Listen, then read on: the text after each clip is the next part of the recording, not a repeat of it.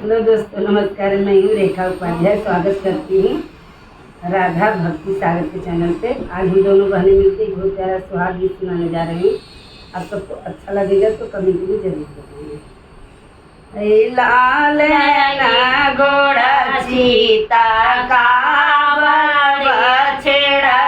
चीता काबर बछड़ा वायर ठाड़ी हुआ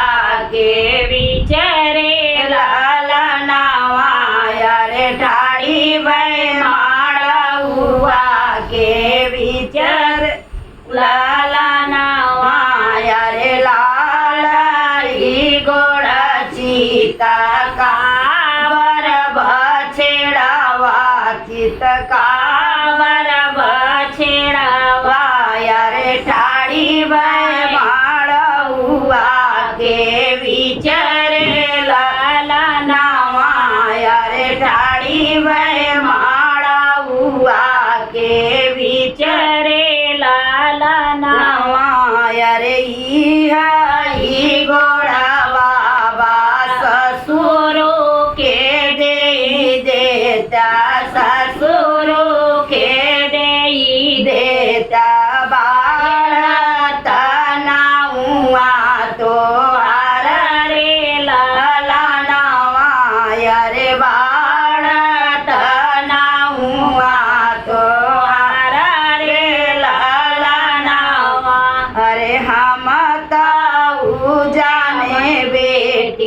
बोला ही ना जान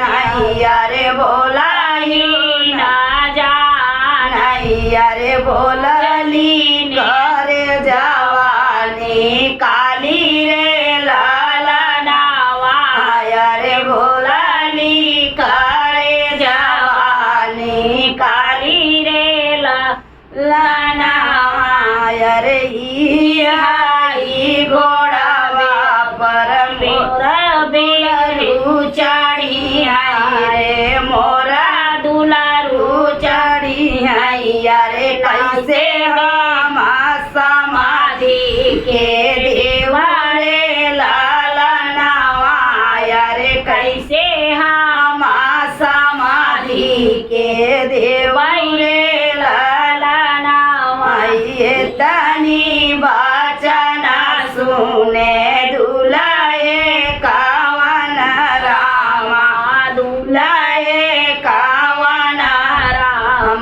घोड़े पीठी भये सवार रे लाला नावायर घोड़े पीठी भैले सवार रे लाला नावायर वियली रनिया चौका पार छोड़ा भई चौका यार चला जा भाई बजना बजाई रे लाला नावायर चला जा भाई बजना बजाई रे लाला नावा अरे भीतरा से निकली है सासू कावन रानी सासू अरे सुना बेटा राजा हमारा रे लाला नावायर सुना बेटा राजा हमारा रे लाला नावा अरे चंदा सूरज ऐसन बेटी के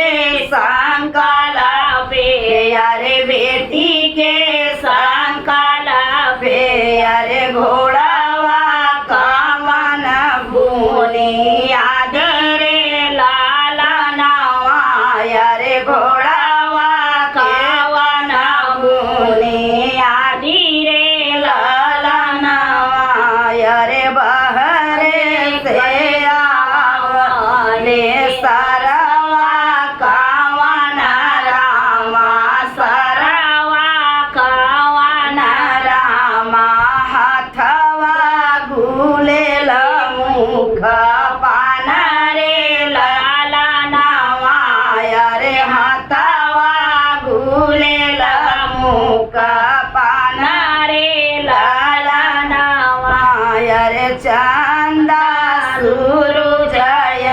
ऐसन बहिनी जे दिहले अरे बहिनी जे दिहले अरे घोड़ावा कवाना ऐसन बात रे लाला नावा अरे घोड़ावा कवाना ऐसन बात रे लाला नावा रे समय का डोरिया लिया बहनोइया लिया बहनोइया अरे ले जात घोड़ावा फसाई रे लाला नावा अरे ले जात घोड़ावा फसाई रे लाला घोड़ावा के हमारे हो चना गुड़ पिया रे चना गुड़ पिया रे बान लावंगिया के डार रे लाला नावा रे बान लावंगिया